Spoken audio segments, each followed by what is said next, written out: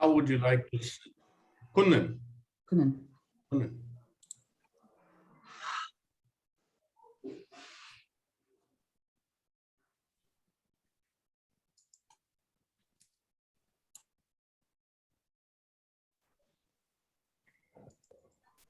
Good morning, everybody. Thanks for joining us for this English Australia pre-conference workshop, which is hosted by the Assessment SIG. I'm going to hand over to the Assessment SIG convener, Cara Deneen, to introduce today's speaker. Thanks, Cara. Thanks very much, Sophie. So I'm delighted to introduce Dr. Antony Kunnan today. Anthony's obtained his PhD in applied linguistics from the UCLA and spent more than 30 years as an academic professor in 6 different countries. So he's an applied linguist, and his research and teaching focuses on language assessment, language policy for immigration and citizenship, and statistical analysis. So Anthony joined Duolingo English test in July of 2020 and as the principal assessment scientist. So he has more than 90 publications. He's very well known to this group as an author and an editor, and many of those can be found on his own website. And additionally, probably some important information, and something that makes it such a shame that we're not all together in the face-to-face location, is Anthony enjoys red wine from the Margaret River and in the Yarra Valley. So had we been face-to-face, we would have all been able to explore that interest a little bit more further. But as we're in online mode, I'm going to pass across to Anthony now, and I hope you enjoy the session. Thanks very much. Right. Good morning, everyone. Welcome to this brief introductory workshop on scenario-based language assessment. The outline of this workshop will be as follows. I'll do a short introduction for about 20 minutes. We'll have the first task in breakout groups for 10 minutes, and then we'll have some reporting back from the groups for 10 minutes, and then we'll have a 10-minute break. And then we'll have task 2, also in breakout groups, and reporting back for 15 minutes each. And then I'll have some concluding thoughts in 10 minutes. So that's the basic outline. It'll be a 90-minute workshop with a sort of 10-minute break. We don't have to follow these numbers very strictly. It could be a little bit less, or it could be a little bit more. So I hope we can all fit it in within the 90 minutes that you have given to this workshop. So thank you very much once again for attending this workshop. And I'll start with the next slide. For any test that we want to create, we need to have many frameworks. And in a language test, of course, we need to have a language assessment design framework. This, I will expand on it in a little bit, but it sets the foundation for an appropriate test that is fit for purpose and context and so forth. We also might want to have a validation framework, and the one that I've chosen to list here is the expanded evidence-centered design framework championed by Bob Mislevy at the University of Maryland and at Educational Testing Service. And then you have the computational psychometrics framework, which is an important aspect of assessment, and that is to use suitable or appropriate psychometric models in scoring, assembling, and finally presenting the overall score to test score users. And then in the age we're in, where we don't have paper and pencil tests across in a room with tables and chairs, we have digital or online delivery of tests. And so therefore, the test security framework takes an even larger role than before, where we had to only worry about the teacher and the person printing copies and giving them out to students. But here we have to have a large infrastructure that takes care of online delivery. So these are the 4 different frameworks one has to have in designing any test. Now, I'll give you a very quick example of some of the things that are outlined in the first one, in the language assessment design framework. Now, there are many core matters to address in any framework, and not all of these are pertinent or relevant for your purposes, perhaps, but I just wanted to list them all anyway. The first is purpose of the test. Why do we want to have a test? This is a very important issue, and this has to be sorted out by the faculty or the assessment group or the assessment group and administrators. Is it going to be a placement test? Are you going to place students into different courses? Or is it an admissions test? Are you going to admit students and not admit students? That sort of decision making. Or is it going to be a diagnostic test?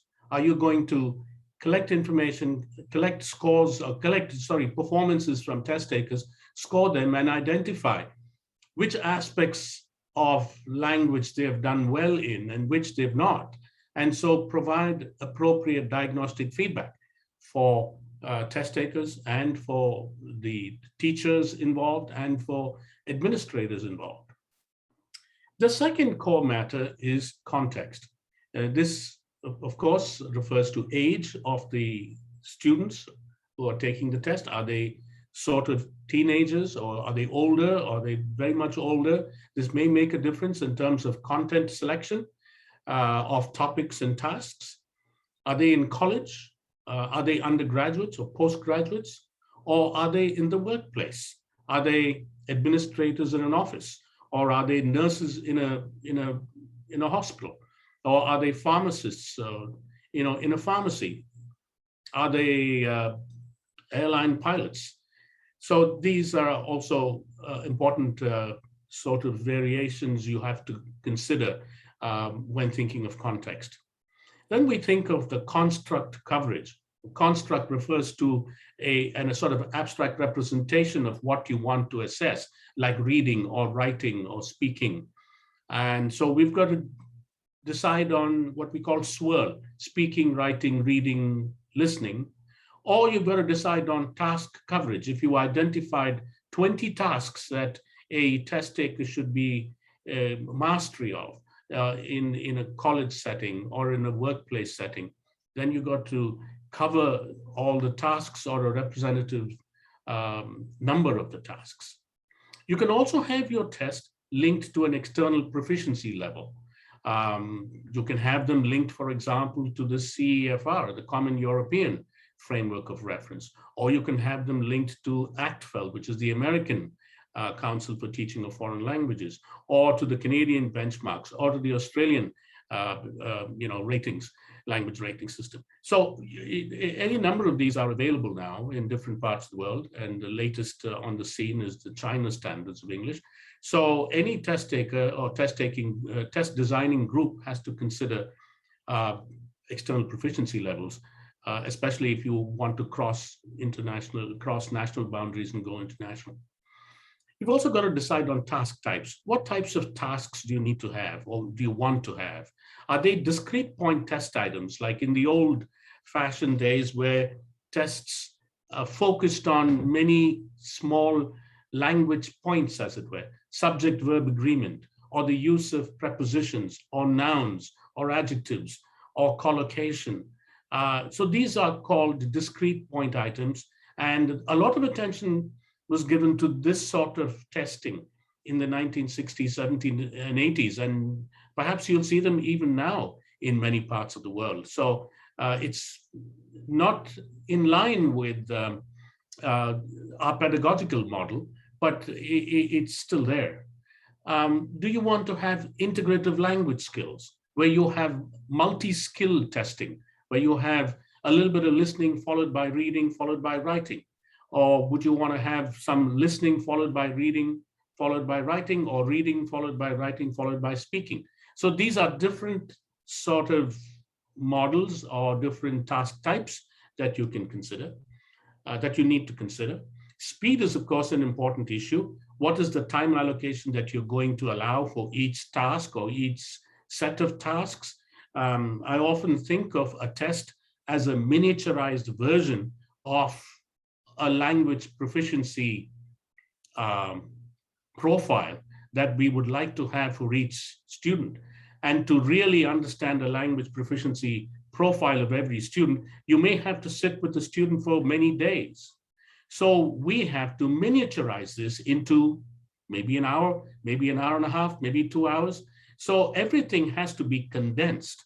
And this is part of the difficulty of trying to do this in 1 or 2 hours. We're trying to condense all of the things we want to know into a few tasks that we think are representative of all tasks. Okay, so time is a very critical issue. These days, in the last 20 or 30 years, we've been very concerned with authenticity.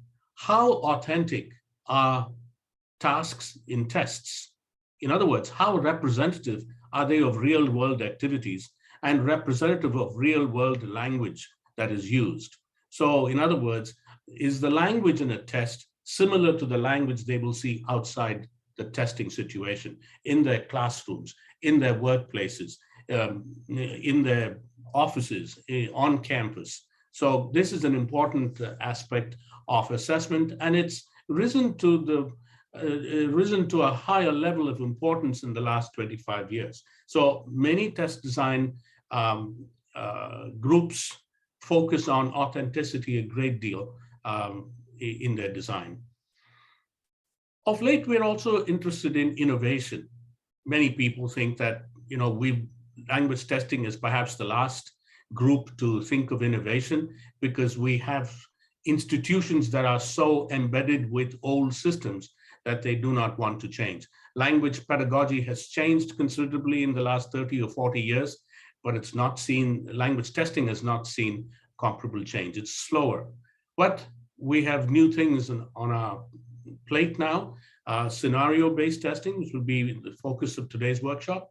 Computer delivery of regular tests, tests that are written on paper and pencil and meant for paper and pencil, but are delivered by computer.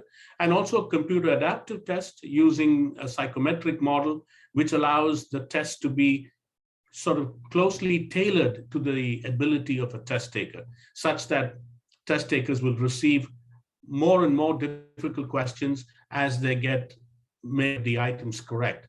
And if they get the many items incorrect, the level of difficulty will drop. So that's like a test that is more tailored to the proficiency level instead of what we call a fixed form test, where you have 30 items or 6 scenarios and everybody takes all the scenarios and all the items. So a computer adaptive test will identify the level in terms of an estimated number, estimated value, and push out the appropriate next item. And finally, we want to consider consequences. Are the consequences of taking this test beneficial? Does it have positive washback in terms of the test taker himself or herself? For example, is the test taker himself or herself preparing to take this test using language learning materials, using appropriate language learning ways, rather than resorting to shortcuts or strategic ways of getting a higher score, sort of gaming the system, that sort of thing. So we want to see a beneficial consequence in terms of positive washback for the test taker, as well as for the teacher and for the school or the college in general. I'll talk now about scenario-based assessment. What is the purpose, or what are the purposes? Number one, it's to give students a purpose for problem solving. So you have a problem and you can present the problem to a set of test takers and they see that, okay, there is a purpose for me to solve this problem because it's something that I have to achieve. And you'll see in the example I have in a few minutes how this becomes relevant. The second is to present relevant and reasonably realistic problems. Now, you don't want to present something that is outside the scope or the possibility of a test-taking group in 20 minutes, 30 minutes, or 60 minutes. Like, for example, how do you bring about world peace? Or how do you solve world hunger? I mean, these are not practical, they're not relevant and reasonable for a group of test takers, to work on. To simulate a social context for problem solving. So you've got to find a scenario within the context in society. To use independent and integrative language skills. So in the context of assessment in colleges and universities, many test score users still want independent scores on listening, speaking, reading, and writing. We all know, of course, that such a score is not really that independent. Every listening score is almost tainted, if you like, or confounded with something else like a reading or a listening. So we know that. But institutions world over have been presenting scores for independent skill areas like listening, speaking, reading, and writing. So we may have to continue doing that. However, there is no harm in also presenting an integrative language skill score. So we can continue to use independent skills, so-called independent skills, but also introduce integrative skills where you have language skills integrated.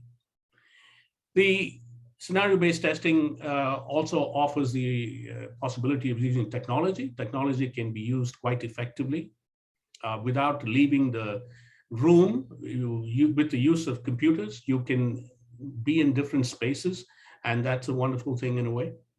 And finally, it also models good learning practice. The learning practice of integrating skills, of listening to some language input and to responding to that. This is what test takers or students should be able to do. We want them to do this rather than memorize a few words or a few sentences or a few language features and get a high score. So a scenario-based model can also help good language learning practice. Now, where can we use scenario-based assessments? I think these are the contexts where we can use them well without, major disruption to institutional standardized large-scale testing.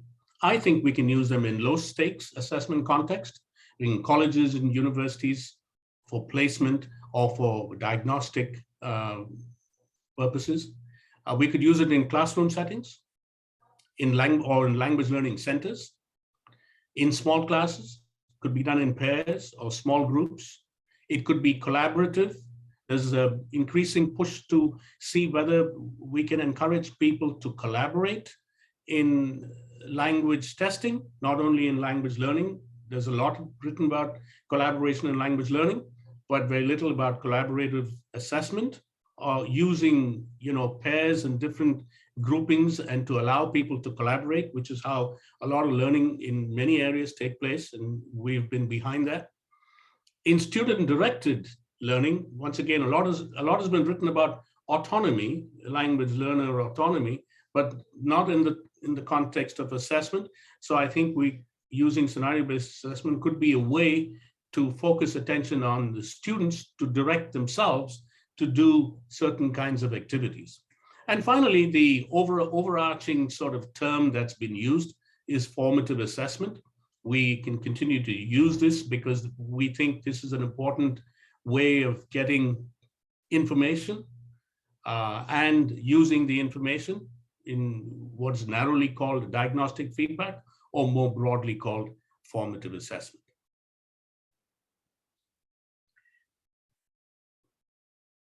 There are 7 dimensions according to Purpura and Turner in a recent chapter that they've written on scenario-based assessment. The first is the contextual dimension that, once again, we have real-world competencies, organization and socio-cultural context is highlighted. We have the socio-cognitive dimension where we set out the scenario and it connects with the mind. We have the instructional dimension, which is assessment as instruction. This connects to what I've been saying earlier. We're thinking not of assessment as just assessment. Of course, we may use assessment for assessment, but assessment can also be used for instructional purposes. So, there's been a fair amount of talk about assessment as learning, assessment for learning, assessment of learning, but if you can think of how assessment can also be part of instruction, that would be a useful way of thinking of assessment. We've got the affective dimension here because we are asking people to relate to certain scenarios in which they may have a viewpoint, one way or the other, so that their affective disposition is brought to the fore. There's interactional practice, there's interaction between the text and the test taker and between participants, if they're doing this in pairs or in groups. There's interactional work that's being done. There's the elicitation dimension where we ask them, where we elicit performance, we operationalize tasks to elicit performance. And finally, there's the proficiency dimension, which everybody has to pay attention to in terms of two things. One is content, relevant content that is age appropriate, that is culture appropriate, that is, not in some way going to jeopardize the assessment process, something that's, we don't want to introduce things that are offensive or insulting to test taker groups, so that, we don't derail the whole process. So content has to be responsible, it has to be appropriate. And of course, we also want to see that the proficiency dimension connects with what we call the proficiency levels, depending on whichever proficiency levels you would like to use.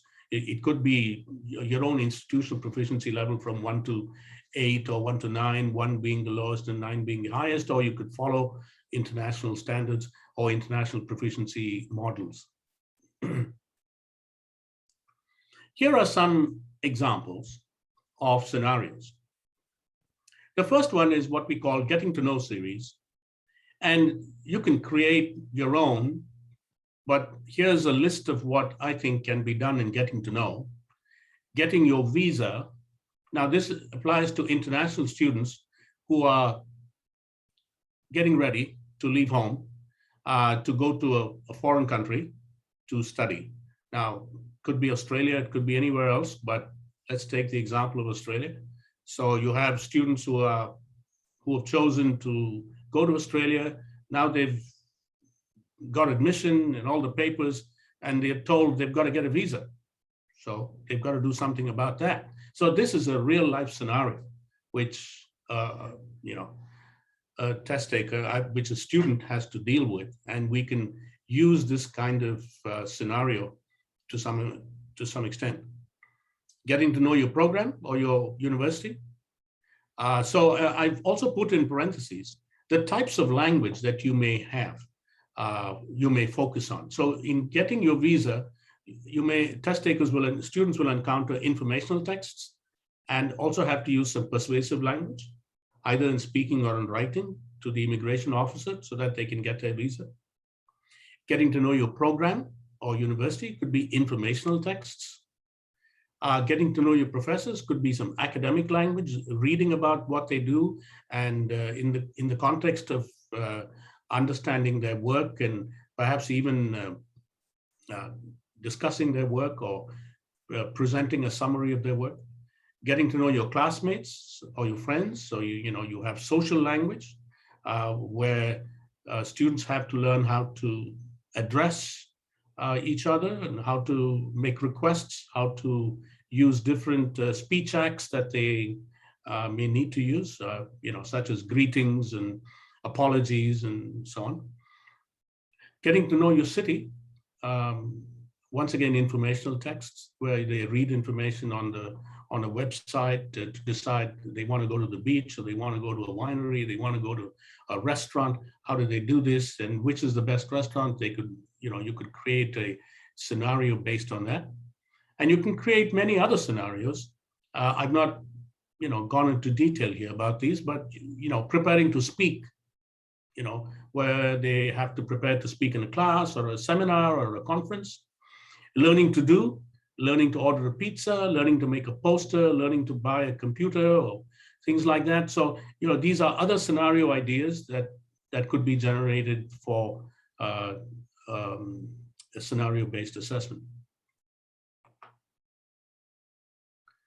Okay, so I've talked a little bit about scenario-based assessment. I want to go back to one of the core issues of scenario-based assessment, and that is integrative language skills. We are focusing on integration. We're not going to separate the language skills as done in the past, and we're not going to focus on low-level or small features like nouns and adjectives or verbs, collocations, things like that. We're going for the bigger picture. So we want to assess language use in naturally occurring contexts, and we want to promote language learning in natural ways. So ways that you can integrate skills are like listening and speaking. So students listen, and then they're asked to speak. Students read, and they're asked to write. Or students listen, and then read, and then they're asked to write. So these are 3 examples. And why are they useful, really? Well, for one thing, they're aligned with the broadest and most popular language teaching pedagogy now, which has been in the field for more than 30 or more years, which is called communicative language teaching. And while this has taken the language teaching society by storm in the last 30 years around the world, communicative language testing hasn't. See, and I'm trying to suggest that we align our assessment procedures so that they look like many of the teaching materials, many of the teaching practices that teachers have worldwide. We also want to have a natural context in the academic professional setting. We want to set these scenarios and the skills in a natural setting. We want to give them meaningful activities. We want to be high on authenticity. I mentioned this earlier, and we want to foster good language learning practice. So the integrative skills benefits or features are similar, overlap with the scenario-based ones. But the key ones are to align assessment with teaching, to focus as much as possible on authenticity, and to bring about a good language learning practice. So here are some examples. If you have a source-based listening, so you have a listening, input for about 1 or 2 minutes, you can have students speak after listening, or write after listening, or they could listen and then speak and then write. So this is basically organized around listening. You could also organize a scenario around reading. So reading followed by writing, reading and then speaking, or reading, speaking, writing. So there are other possibilities and other combinations that you could explore. It doesn't have to be only this way. But these are good examples. Jim Purpura and his colleagues at the last Applied Linguistics Conference in the US had good examples of how to create scenario-based assessments using different combinations. Here is the first example I'm going to present to you. And this is the flow of tasks. So we're going back to the first scenario, which is getting your visa.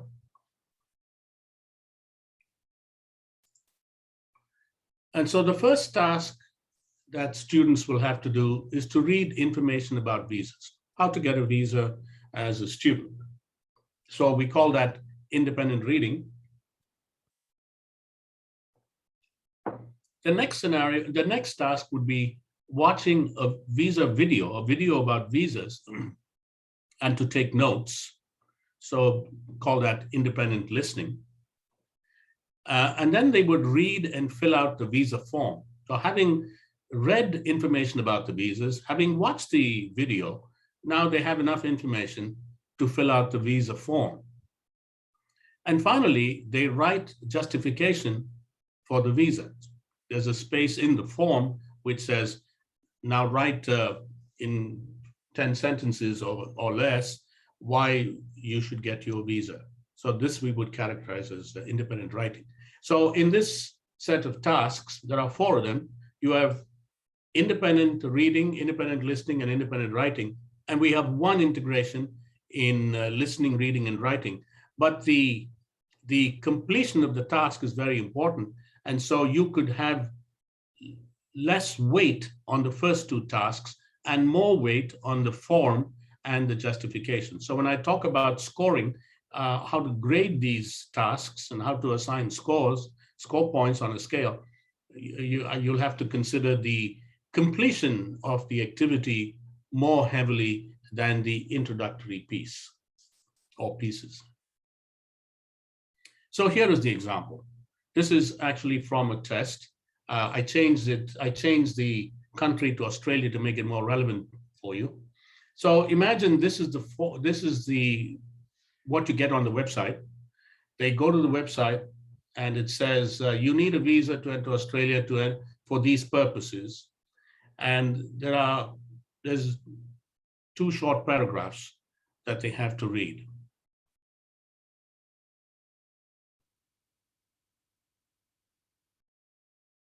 Okay, so this is the reading part. Okay, next slide, please. And this is the listening part. So I'm sorry, I cannot play the video. So this is actually a video where the student on the left is talking to the immigration officer on the right, and they are exchanging information and documents. So it says, watch the video by clicking the play button. You'll only watch the video once. You may need to take notes. There's a note-taking area. And after that is done, they fill out the answers to questions 1, 2, and 3. It says, based on the video, fill in the blanks with the correct answer. The student needs to bring his passport and his university admissions letter. The student also needs a photograph with a clear background or a white background. The student could not complete the application process because he did not have a copy of his passport, I think. So all that information is presented in the listening. And the next slide, please. And the next slide is a reading and writing task where having read the information, having watched the video, they now fill out an application, a visa application form. And this sort of mirrors an application form in some countries. Maybe you could redo it to make it more relevant in Australia. So you have the basic information, name, gender, and place of birth, and information, and type of visit, and so on and so forth, and they sign it. Now this, I'll talk about the level of this task, or all these tasks in a little bit, but you can see that this is quite simple. Finally, there's a writing task. And so it says, apart from the application form you filled out earlier, you also need to write a short paragraph in about 50 words explaining 3 points: the purpose of your visit, your study plan during the exchange program, and the benefits you can expect to get from the program. And so they've got a small box there to write their responses. And after this scenario is done, they click the button to go on to submit the responses and then to move on to the second scenario. So once again, they started by reading and then watching a video and then reading and filling out a form and then writing a separate justification response. Okay, I'll stop now and take questions briefly before we go to the breakout group. I seem to have taken longer than I planned to. Are there any questions about anything you've heard that you want to ask quickly? Antony, are you happy for people just to unmute themselves and ask the question? Yes, please. Okay.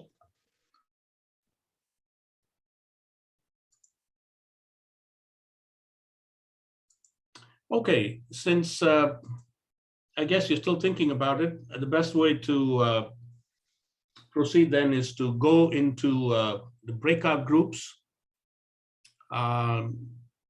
Your colleagues will organize you into different breakout groups. And I suggest you choose one of the 5 scenarios in your group to work on. I've given you the example of getting a visa. So now you have 5 scenarios I've listed. You're free to choose, make up your own as well if you like. So I suggest that each group choose one, or it's okay if one topic is more popular than the others. You do that, and the second is choose a series of tasks and choose the flow, and we'll return in about 10 minutes to get some reporting from different groups. Is that okay?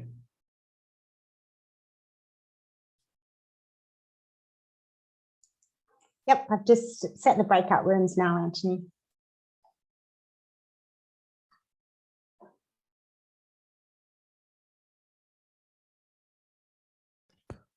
Sophie, I might take this information and just throw it in the chat.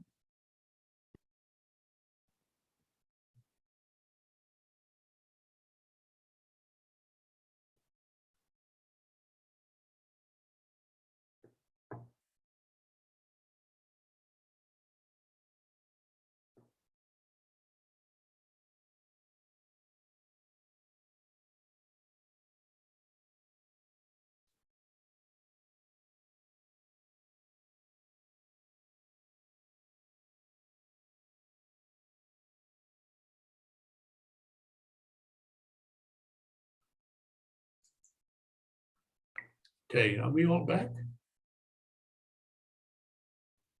Looks like it. Okay, thank you very much for taking part in your groups. I know it was a very short 10 minutes. We wanted to just get you started on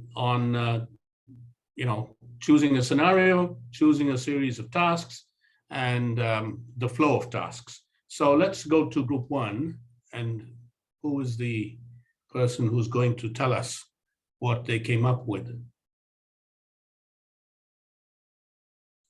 Do people know what groups they were in? We were 4, but we could always start. So I think in room 1, it's all closed up on my screen where I saw it. Sorry, let me double check that. It's Akiko's group or David. We'll just start off. It doesn't really matter. Okay, sure. Thanks, Lita. Okay, we had a great discussion in our room and lots of really good ideas. So the scenario we chose was a student looking for a research supervisor. So we went with the sort of, get to know your professor.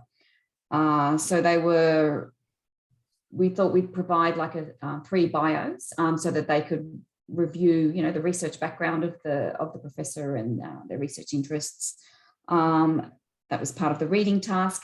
And we thought they could perhaps listen to some students speaking about their experiences in undertaking research with some of those professors. So they might be talking about, the positive impacts or maybe some negative impacts of working with them.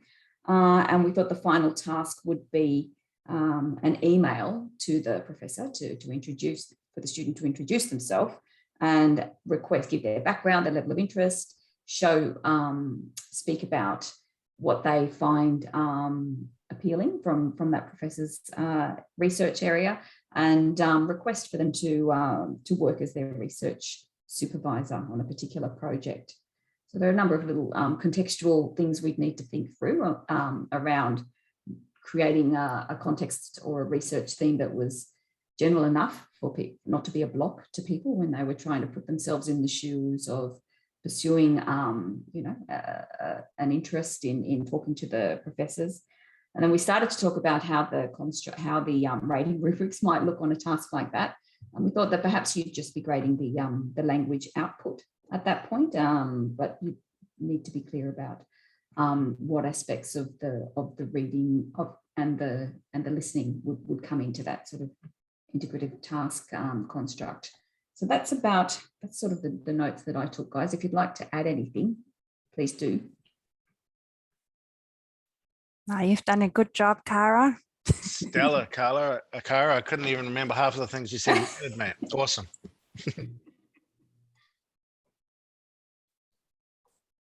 Yeah.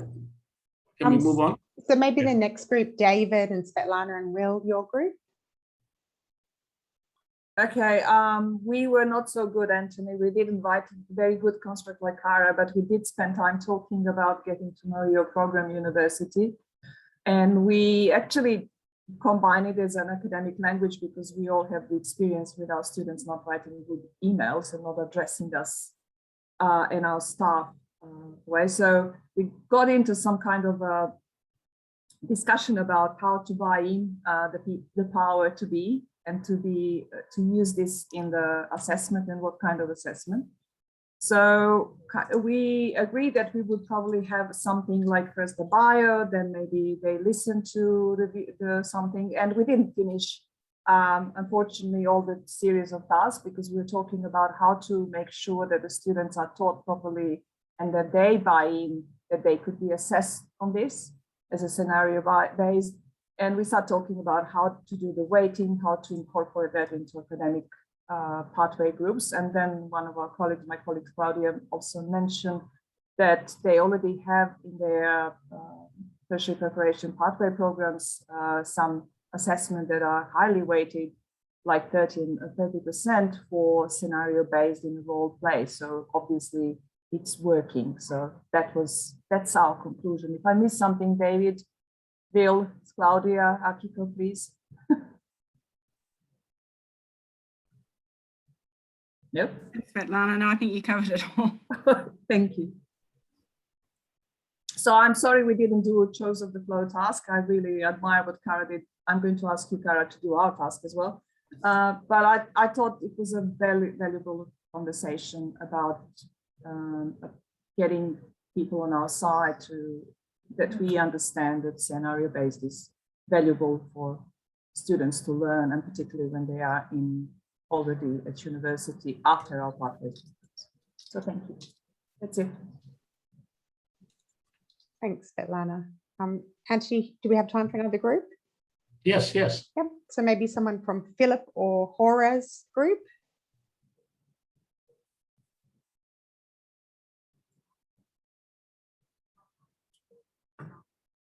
If no one else wants to do it, the Thanks, group. Denise. Okay. All right. Thanks, Denise.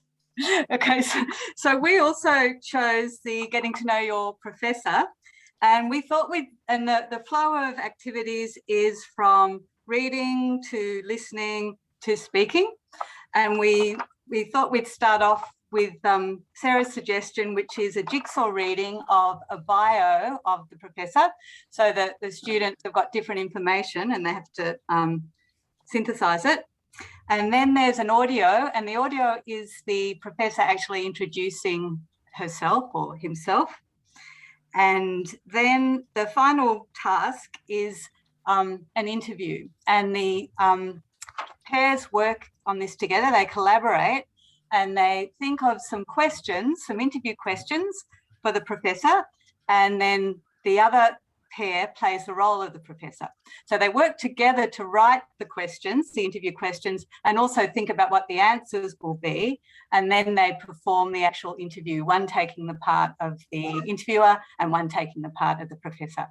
And so they're marked on their collaboration, but the highest weighting would go towards their final performance of the interview.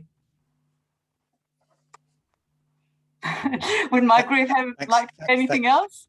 Philip or Sarah? Yeah. So I think you summarised that beautifully. Thank you. Thanks, Denise. That's all the groups now. Thank you.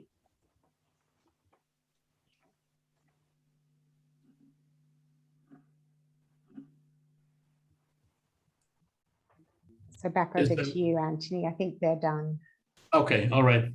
Thank you for sort of getting your feet wet with the idea of scenarios and tasks embedded in a scenario and the flow of the tasks. We'd like to go to the second task, and this is getting into more detail.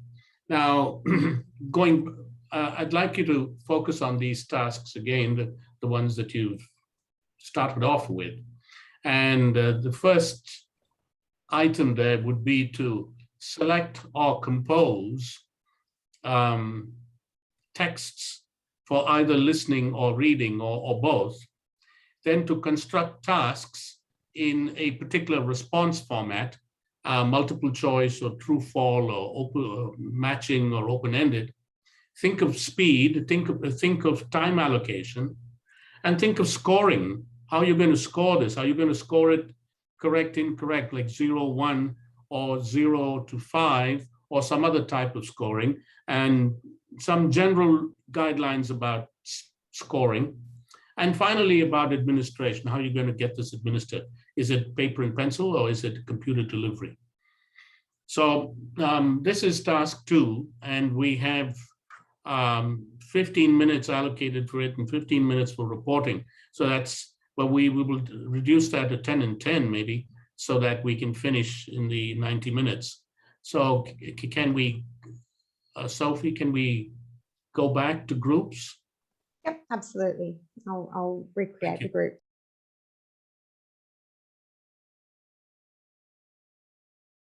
And you'll also have access to the slides. So in case you miss some of the things, you can see them later.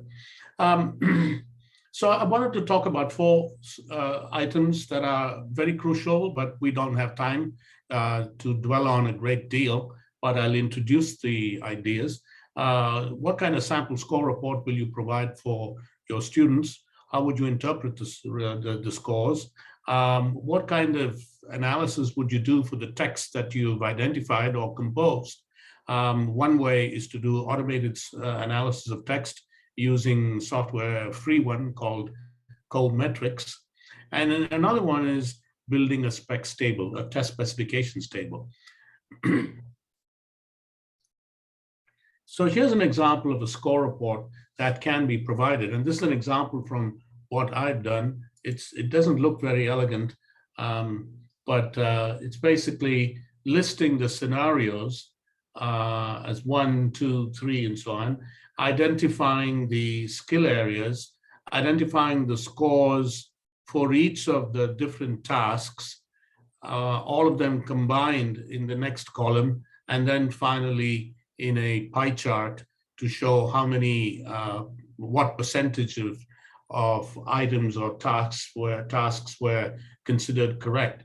And then at the bottom, an overall score in actual numbers and in percentage, and for a CFR so kind of level. You'll see that if you look at the scenario 1, it was what we think was an A2 level in the CFR scheme, and 2 other scenarios which I did not present here were B1 and B2 level. So students did have a range of scenarios to deal with. We started with something easy, and that's the one I showed you. And then we had 2 other, in fact, we had 5 other scenarios. So the next slide will show you how to interpret your score kind of thing. We say your score indicates you can do these kinds of things, the one on the left, and then how to improve on it. So we give them guidance in terms of diagnosing what they done well and not done well, and then also what they can do as they move forward in terms of reading or writing. Now, these are not individualized, personalized comments. These are what I call comments based on their performance. So each performance range will have these comments. So if you're at the lower level, you'll get one set of comments on how to improve. If you're at the mid-level or the high level. So we have 3 levels of performance that we are using for score interpretation. We thought that's better than nothing, where you just give them a score. The score doesn't mean very much for people, you know, outside of their institution. So we need to help them with what they were good at and how they can get better. The next slide, it refers to the Coh-Metrix analysis that we used. This is an automated text analysis, which shows in a graphic form, as you can see on the left side, on 5 different criteria: narrativity, syntactic simplicity, word concreteness, referential cohesion, and deep cohesion, the different values a certain text had. So we evaluated every one of our texts, our listening as well as our reading texts, in order to estimate the level of difficulty so that we don't either make it too easy or too difficult. Now this, I forget which one this was. I think it's probably the tourism one. It was estimated at a grade level of 10. It tells you that narrativity was very low, which means it's going to be quite difficult because it's not story-like. Syntactic simplicity, yeah, quite simple, but not very simple. Word concreteness was very high, so there were very few abstract words, and referential cohesion and deep cohesion were sort of moderate. At the Flesch-Kincaid grade level for US students, this text was estimated to be at level 11. So this type of analysis can be done with all of your texts. We, in fact, used Coh-Metrix and one other. Can we go to the next slide, please? Now, this might look like a bit of an overkill, but this is what we did in order to build a test specifications table so that we could keep all our tasks organized properly and listed carefully, and so that we could move forward with the different scenarios we were writing up. So this is an analysis or specifications table for the 3 scenarios. So if you just focus on one, applying for a visa, you'll see there were 3 tasks. We have a listing of the skills, task description, and the response format, the number of items. And then we have, for the reading, an analysis of the Coh-Metrix. We have the Coh-Metrix analysis of the text. So narrativity is 8% and so on and so forth, because that task was mainly informational. We also have a Flesch-Kincaid level. We also used LexTutor, which is from the UK, can also be used for automated analysis. And we used conversation analysis for tasks which involved listening and speaking, or 2 people speaking. So we listed the number of turns. We also identified the speed of the conversation in terms of words per minute. And we also had, in the last column, a CEFR level descriptor for each of the tasks so that we could keep track of the kinds of focus we had for scenario 1 and scenario 2 and scenario 3 and so on. This sort of table kept us in balance as we produced more and more scenarios, so we could track which scenarios were at lower levels for various reasons, which we could notice from the analyses, Coh-Metrix analysis, or the CA, the conversation analysis. And so we could organize the scenarios accordingly. This will become useful when you build a bank of scenarios that you may want to use on a regular basis. And the next slide is, how many scenarios do you need? Well, depends on the purpose of assessment and decision-making, whether it's admission, placement, or diagnostic feedback. How do you want to score these assessments? Is it holistic? Is it an overall score? Is it for writing or for speaking? Or are you going to focus on features? Or are you going to just look at task completion or task fulfillment type of criteria? Length of responses, are you going to look at length? Is longer better or useful? Are you focusing on linguistic and logical problems in their speaking or in their writing? How do you assemble all these test scores for different scenarios and different tasks in the scenarios? And then how do you come up with independent scores or integrative subscores? And how do you come up with an overall score? These are questions that have to be answered. And how to develop a list of useful scenarios. Perhaps one way that I've found is asking the test takers themselves, asking the students themselves. I mean, in our hothouse of test developers, we are sometimes, focused on what we want test takers to do. It's also useful, I think, I found in my previous work situations to ask test takers what they would like to have in their tasks. And so that tasks, scenario-based tasks, are meaningful and relevant to them, not just for us. Okay, I think I will leave you with that. And the next slide simply says, thank you. Please feel free to write to me or write to Sophie and,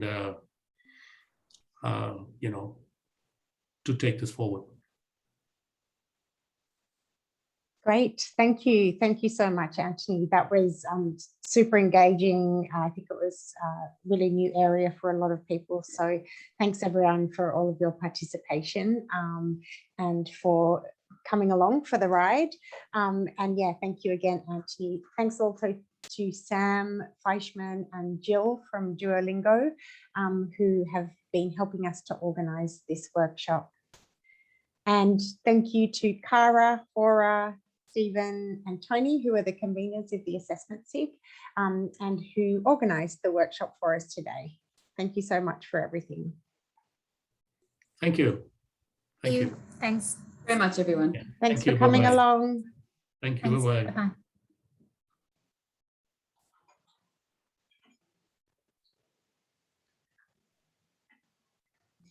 Thank you, Sophie. Thank you, Cara.